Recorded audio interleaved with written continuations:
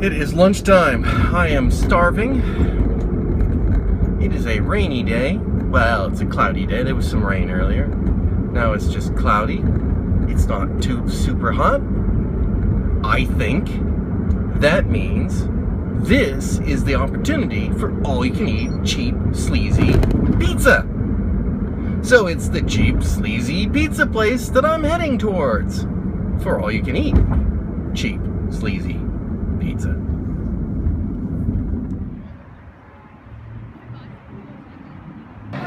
Well, lunch isn't working as smoothly as possible. It looks like an entire high school field trip got here. That is not acceptable with cheap, sleazy pizza, all you can eat, because they can eat a lot. And they're not putting out the pizzas fast enough. Bad, bad, bad. That did not work well. That huge group of people that came in just kept getting bigger and bigger and bigger, and they weren't putting the pizzas out fast enough, and so the pizzas bins were empty, so the people were standing there longer hoping to get more pizza of something different, or they were just slow. So the line, when I walked out, there was at least 20 people waiting to get to the buffet. Not to mention another 20 people waiting to pay so that they could go start working at the buffet. So over the course of 40 minutes, I got 5 pieces of pizza. That's like saying I couldn't reach my toes.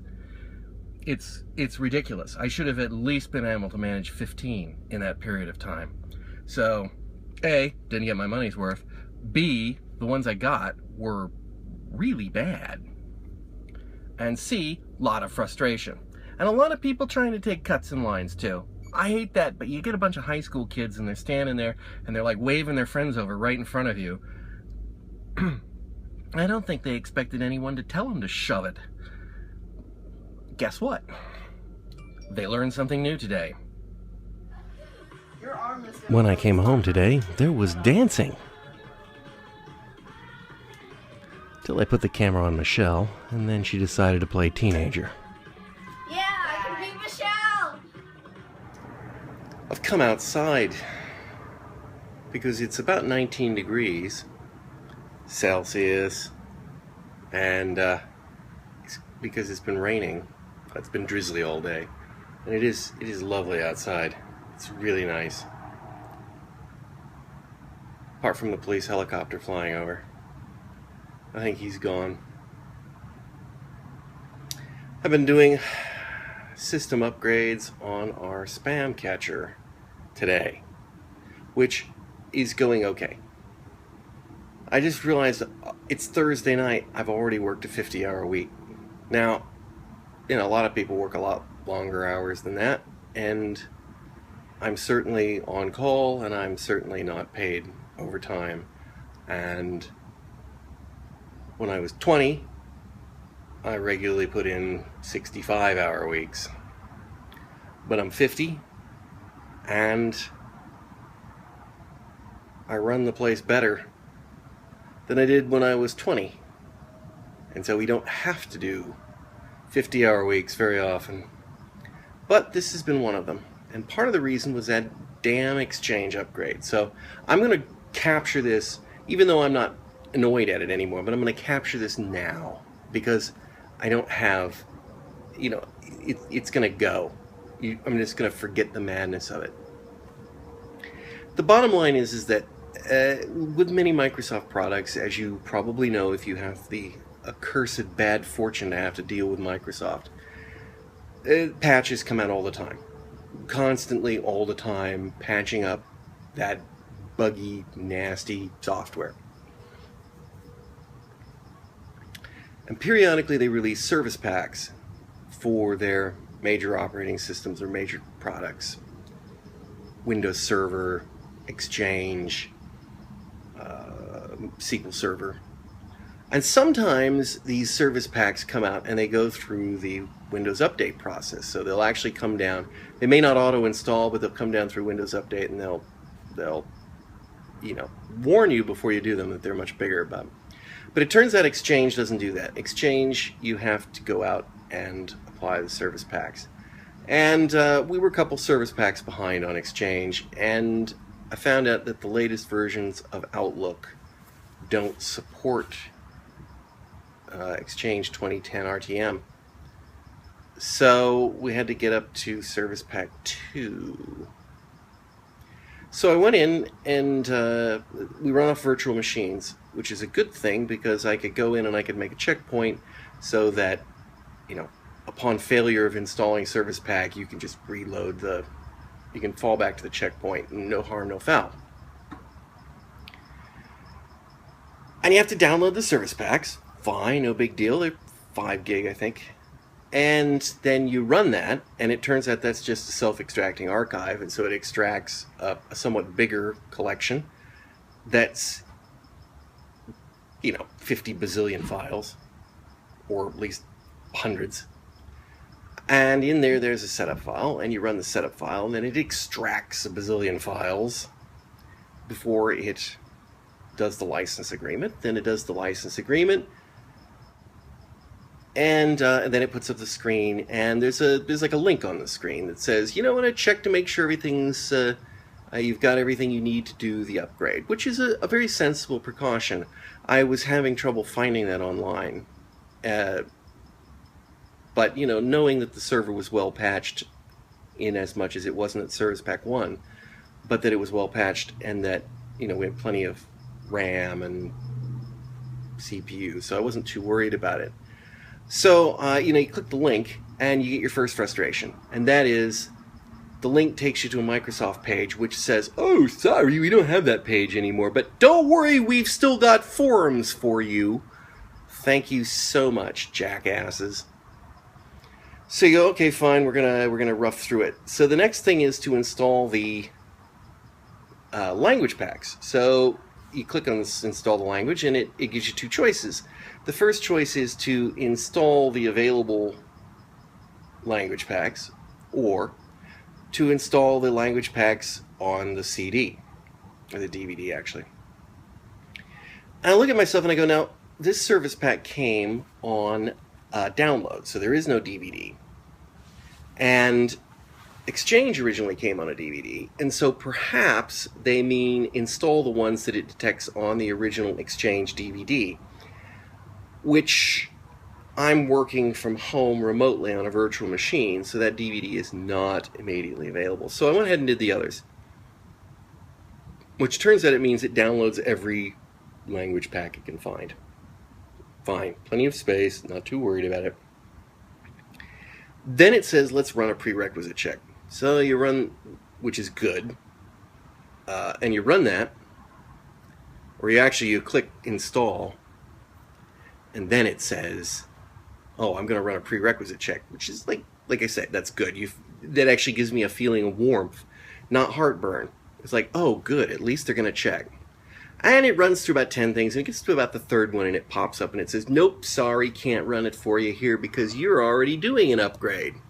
I'm like, no, I'm not. So it says, reboot the server and try again. Let that update finish, and then try again. Thought, well, maybe a patch install is waiting for a reboot or something, although I did actually patch the server and reboot it before doing the update.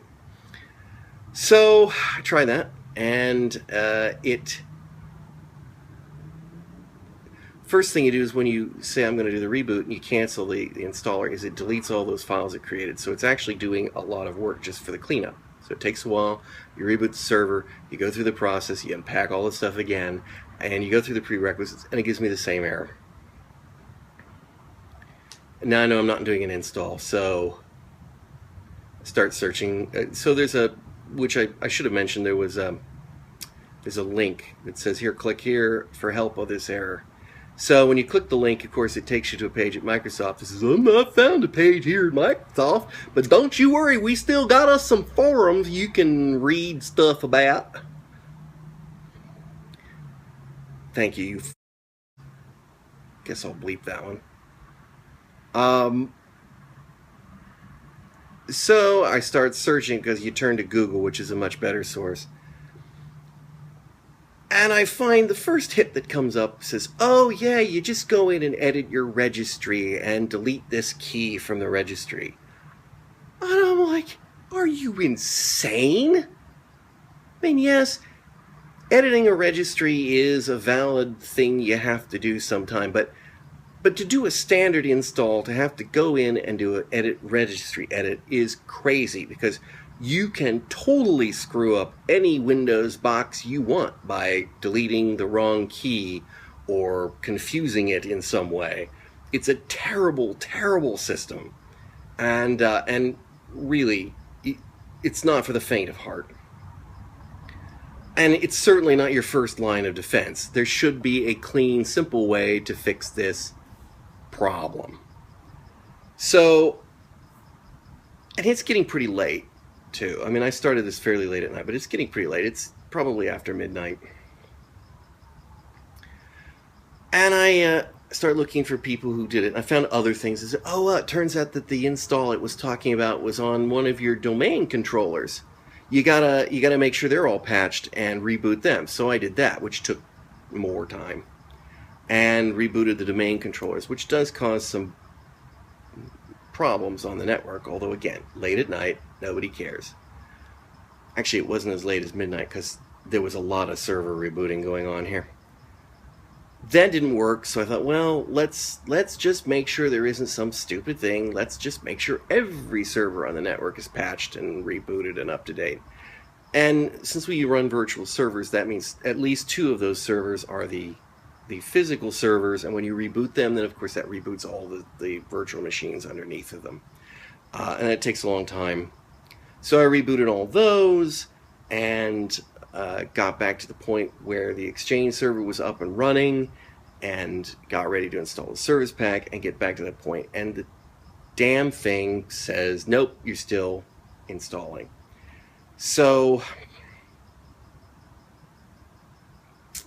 caution to the wind, I went in and I deleted the registry key. Against my better judgment, because you just should not have to do that to install a service pack. And damn thing worked.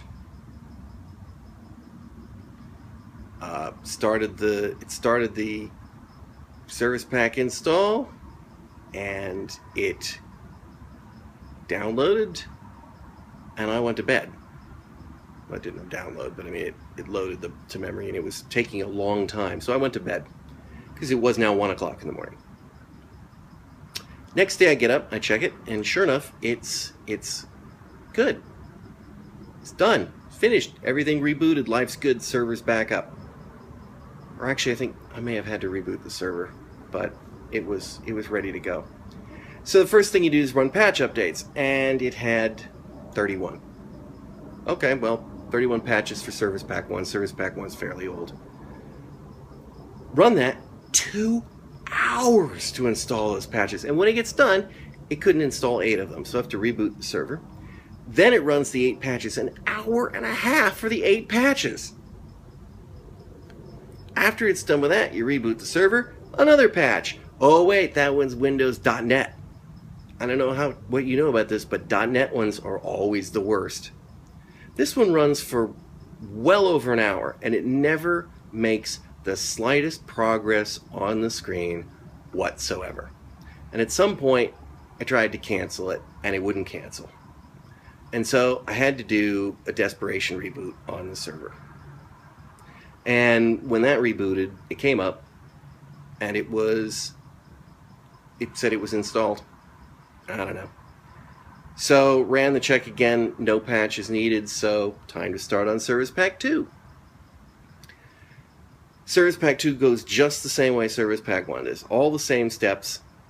And then you get down to that prerequisite check, and it goes, nah, I can't do that because you've got a previous install running on this machine that you need to clear out. Reboot the server first. And I thought, you gotta be kidding me. Again? Does it do this every time you try to install Exchange? So I went ahead and rebooted the server just in case, because that's what it said to do, and of course it made no difference, so I just went straight in, deleted that stinking registry key that had come back again, and it got back through and started the install process again.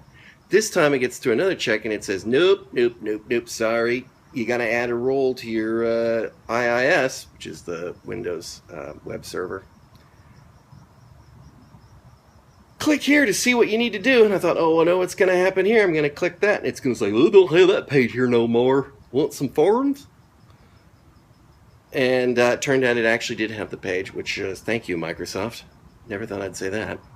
And it was just a simple, click here, add this role. That's probably why they hadn't deleted the page. It wasn't complicated enough to actually really need the page if I just read what it said, install X role. But of course, to do that, I had to undo it and unpacked, repacked everything up, and so I had to go back through the install process again. And I'm not kidding you, I had to delete that stinking registry key again. Even though I canceled it and it said it was cleanly uninstalling the entire thing, it did not cleanly install it because I had to delete the registry key again. So delete the registry key again. Do you think I'm sick of deleting this stinking? Now you know why I was ranting. So this time the install goes through. It basically works like the other one did. It took a long time, but then you get around, you reboot the server, it came up, you install more patches. And to be fair, I didn't install Service Pack 3. I didn't have it in me. I'd already burned, all night Saturday, all day Sunday. And the fact is I don't need Service Pack 3. The only thing that's really seems to be in Service Pack 3 is compatibility with Windows 2012 servers and compatibility with Exchange, 2013? 2012, 2013? Which at present we don't have and are not likely to have in the immediate future. So that's my rant. Was it worth it? 16 minutes. Well, 14 minutes. Minus some trim here and there. Anyway, after this one, I won't blame you if you don't, but you can always like, comment, and subscribe. Thanks for watching.